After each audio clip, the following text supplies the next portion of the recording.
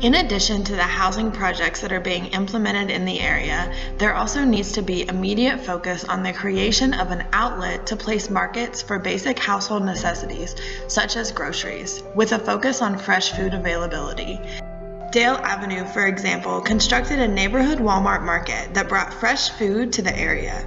These sorts of projects that aim at accessibility to areas classified as food deserts are what we hope to see for the Melrose, Rugby, and Gainsborough areas.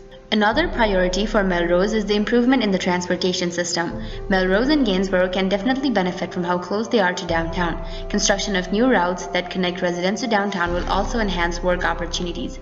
Additionally, the extension of bus hours will be helpful. Since downtown is connected to many neighborhoods around, efforts can and should be made to extend those routes into these neighborhoods. If we are to agree on possible transportation option.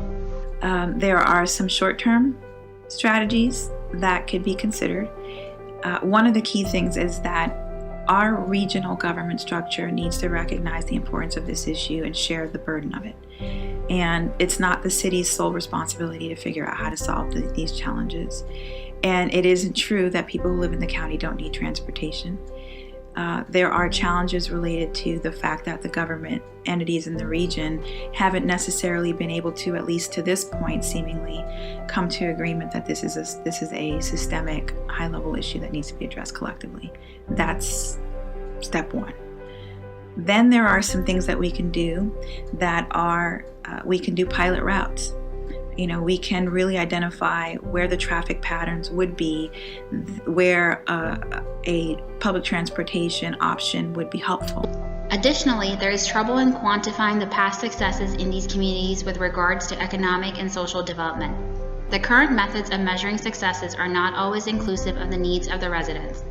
When development is measured by the value of homes and doesn't lend to the needs of the people in these communities and their quality of life, disproportionate poverty remains concentrated in areas. Melrose Rugby is an example of the failure of public investment, which caused the possibility of a private community investment to crumble. On the lack of collaborative initiative, City Manager Chris Morrill says, to plan for that, you need collaborative leadership. And you need to be flexible. And so the private sector has picked it up with the volatility of the economy, and now we're starting to talk about it in terms of community development. Because if you look at the major issues with poverty, poor health outcomes, educational outcomes, other things, they're VUCA issues, they're volatile, uncertain, complex, ambiguous, is that no one organization, no one sector can address it by themselves. So you need to move from the idea of the heroic leadership model where there's one person out in front to the collaborative leadership model. So that's how we've approached these issues. So if you look at the city of Roanoke and the distribution, we have poverty and the things that go along with poverty focused in two major areas in Northwest and Southeast. Although it is sprinkled around. And what's interesting, it's not just a city issue anymore. You will see there's pockets in Salem, there's pockets in Roanoke County, and so there's real rural poverty in Giles County. So it isn't just an urban issue, so we need to think about it regionally. And so a couple things we've done.